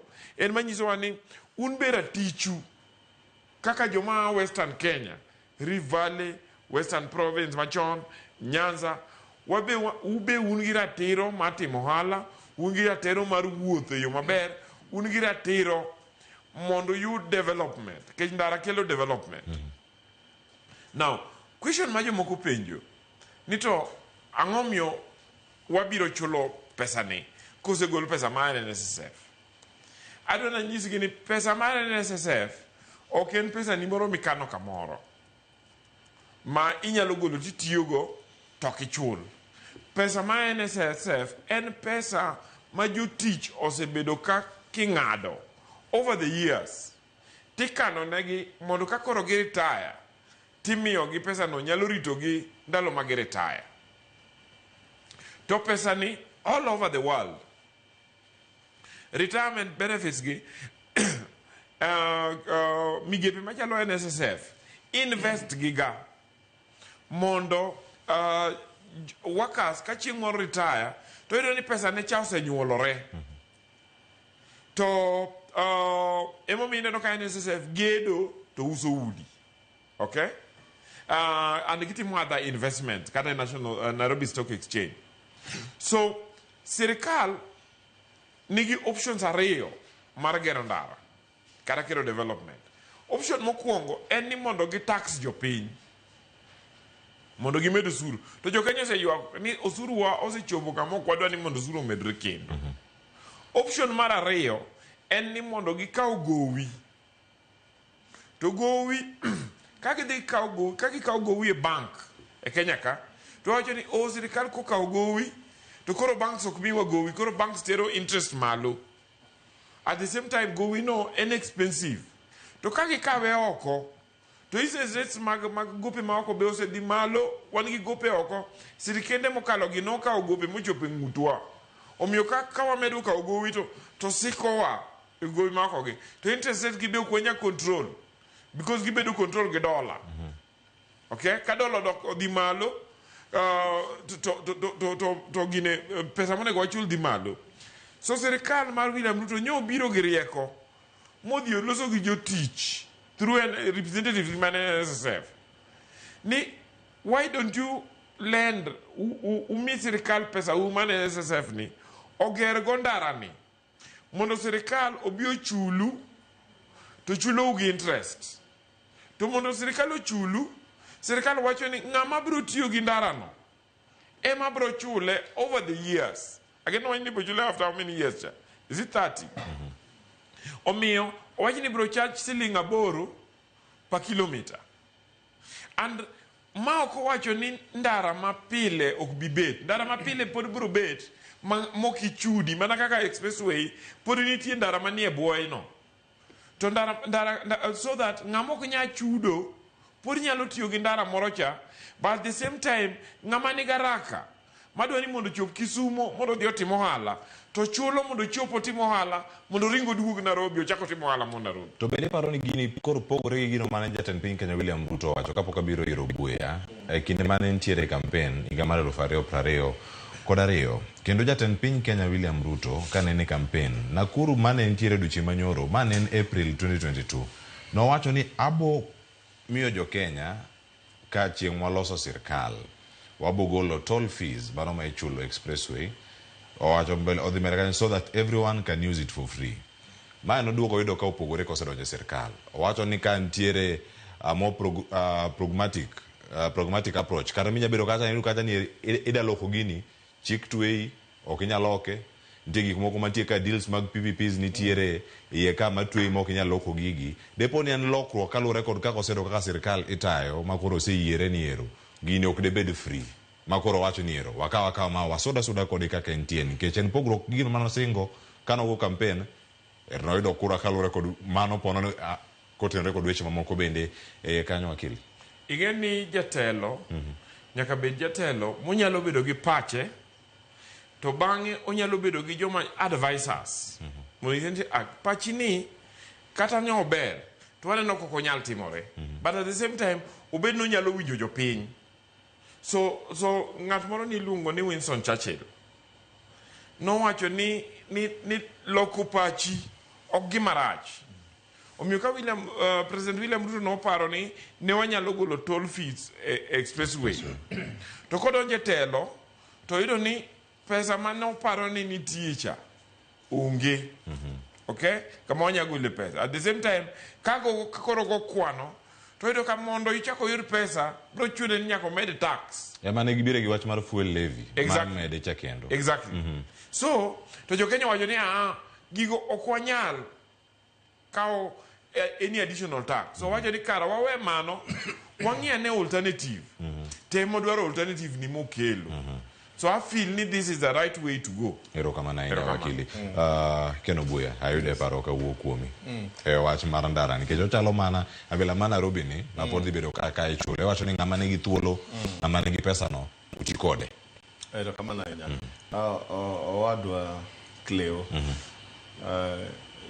jomar privileged mosewuotho e piny kaka an gi odwa Nyamori waseba e pinje madongo nearly all developed nations. China kende mapok anyono.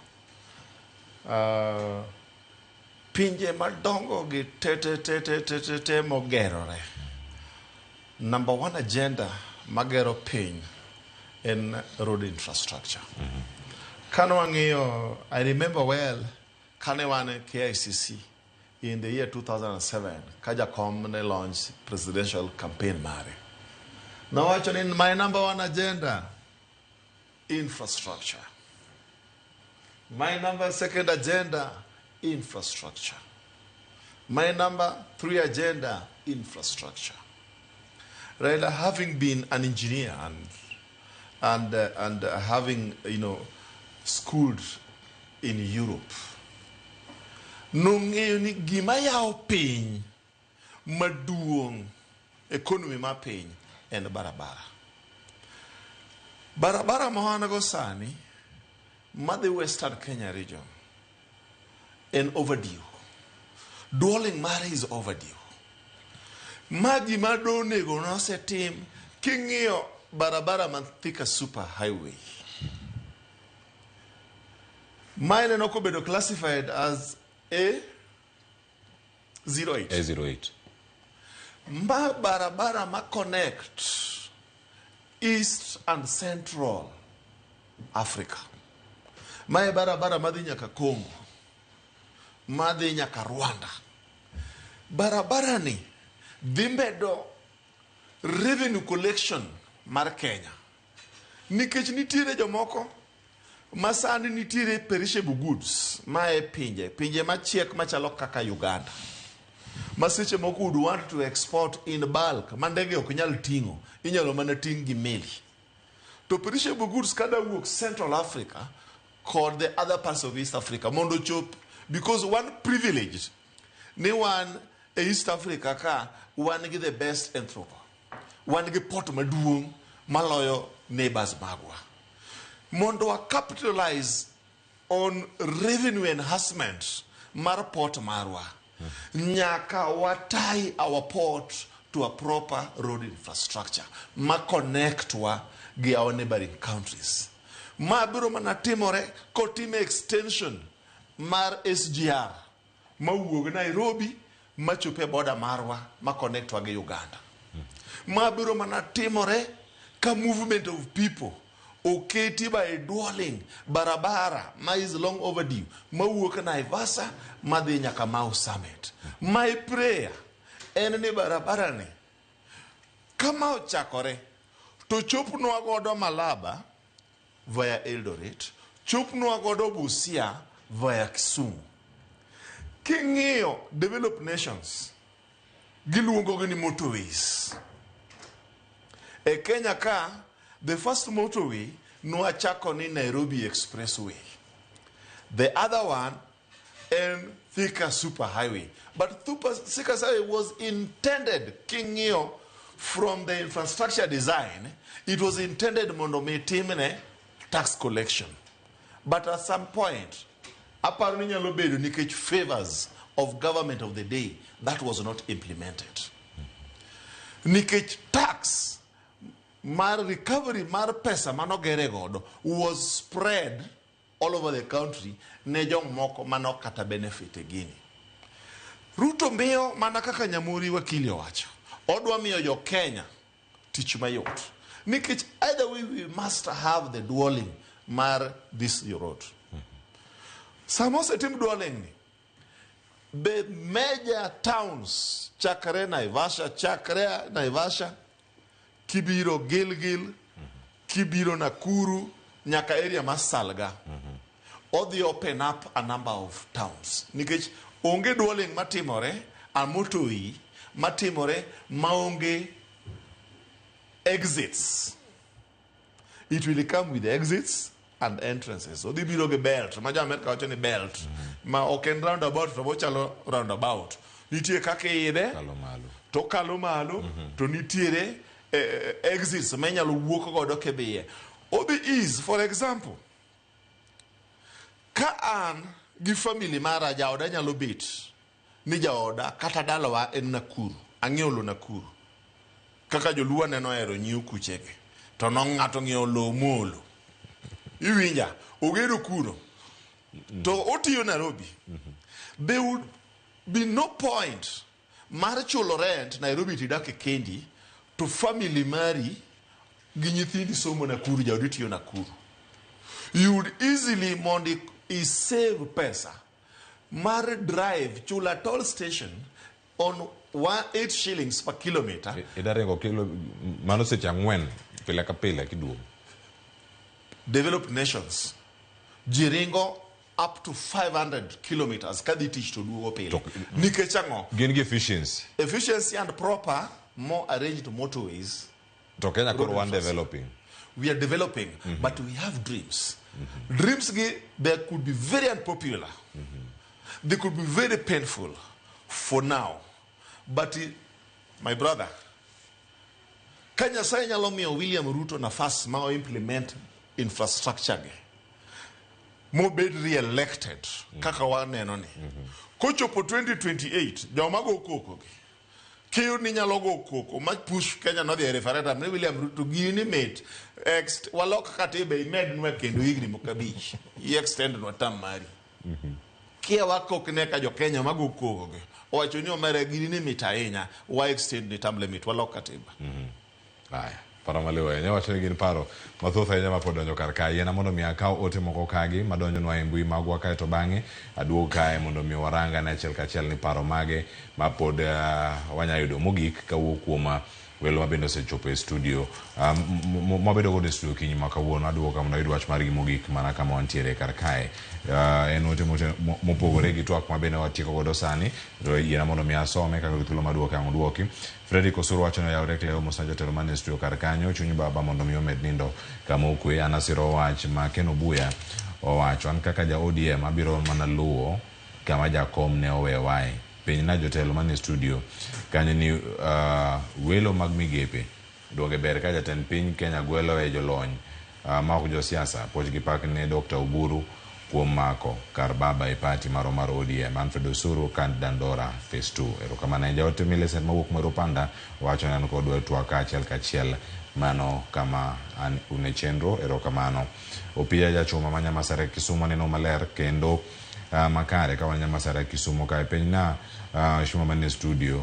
Aya ma ote mano orne Nyikal to sedhi kara kamano akia ka Nyamori bo ng'e wachgi owacho ni ero Joseme osechamo wacho ni Nyamori ya Kisumo nyalo ng'ang'a sani koro gichamo it dhano. Ang'o matimore? Gichamo it dhano. Mano wach moro kar kanyo. Mano pija jachuma. Joseph Achieng' neno owacho ni Cleophas ng'ato owuo e kuche gi ode to wan bende wan mana joluo. Ngimani tek oko kae. Owacho ni ng'ato daga e kuche kanyo. Ero kamana ahinya. Wach machielo makaw mogik kata ka wach mogik en mar Regan Omondi Owiti. Asedonjo kaka pile ka ntiere Mathare 4B adier makende en ni Raila ne juok piny ne en gi TWAK. Wach ne en gi tactics mano mar siasa kendo nong'eyo riwo ji kendo mano onge ng'ama nyalo romo kode e piny mangima. Omiyo jakom poko ayie ni ne otho. Jakom yueyo kendo spirit mare ngima e kindwa ok wiwa ni wil kode nyaka Yesu duogi. Adaka wach mogik kawuok kuom wakili Joshua Nyamori kod Ken Obuya ka wantiere kar ka ani ka watieko koro sani achiel kachiel. Erokamano. An anya tieko kanyiso jothurwa ni Raila Amolo Odinga ne chalo polo mamuoch ka koth pok ochwe. To Raila Amolo Odinga be ne chalo nam ma ochete donje. Naminaore. Naminaore. To nam ok tuo. Omiyo nikech wana oche mang'eny mane nam oseyienwa mwadonje e iye. Raila, spirit mar Raila pod biro kwako Kenya ma pod watem dwaro gik ma Raila dwaro. Raila nyo dwaro ni mondo jo Kenya riwore under broad based government. Wa protect broad based government ni wang'ia ne olemo pod wanya kawo water thurwa to sama ka olemo water thurwa ni be wa assure jatelo manitie mana ka jadung Raila Amolo Odinga no assure ni bro stabilize no ka jatelo ni be nyo timo nwa tim mar luor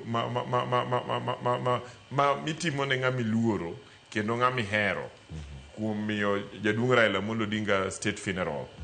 And ang'eyo ni mochako o dedicate Mashujaa Day the following day ne Raila Amolo Odinga.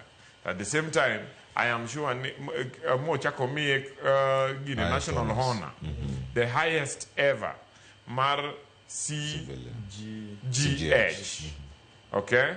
And at the same time, I am sure ni kana ndalo mabiro gi podo bro timo ranyisi moko mar keto ranyisi makata ogendi mabro biro bang'e ka kata wan ndalo wa oserumo pod ne par Raila Amolo Odinga gi tich mane Raila Amolo Odinga medo timo.